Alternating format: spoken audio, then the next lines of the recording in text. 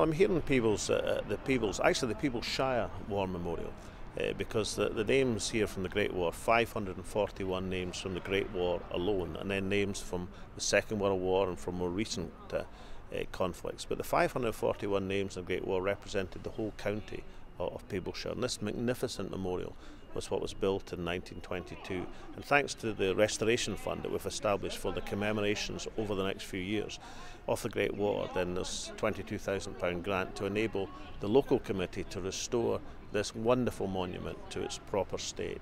It's actually one of the finest monuments anywhere across these islands, and the local committee are now very proud of the fact that they'll be into the top category in terms of the war memorials.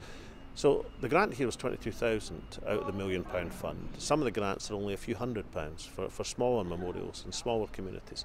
But each and every one of these memorials is important to that community and should be important and should be in its proper condition and state. And thank goodness that we've been able to help fund that over the next few years. It should have been done, to be quite frank, many years ago. There's three aspects to this. One is having the memorials in the proper state. Communities like Peebles wouldn't have built this memorial if it hadn't been so important to them, because of the extent of the sacrifice, that 20% of the young men of fighting age from this county were lost in the Great War. Probably the same number were injured of men of fighting age. And the rural Scotland in particular didn't have a decimation, it had a double decimation or a triple decimation of people lost. So they thought it was important then. It's even more important now that we remember 100 years on, and that's why the pupils from Priorsford Primary 6 were here today. They're doing a whole array of projects. They have a real personalised understanding of what life was like in the trenches or elsewhere in the Great War.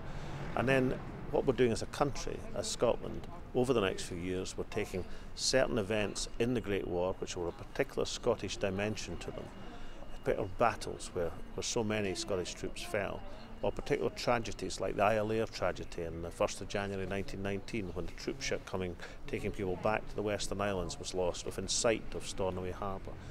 So we're taking these particular tragedies and making sure these are commemorated in such a way as the understanding about them and the impact they had is given to a future generation. And all of that, the restoration of the memorials, the educational process through the schools, the significance of particular commemorations is designed to put across one simple, overwhelming message that something like this, something like the Great War, something like that extent of sacrifice should never ever be allowed to happen again.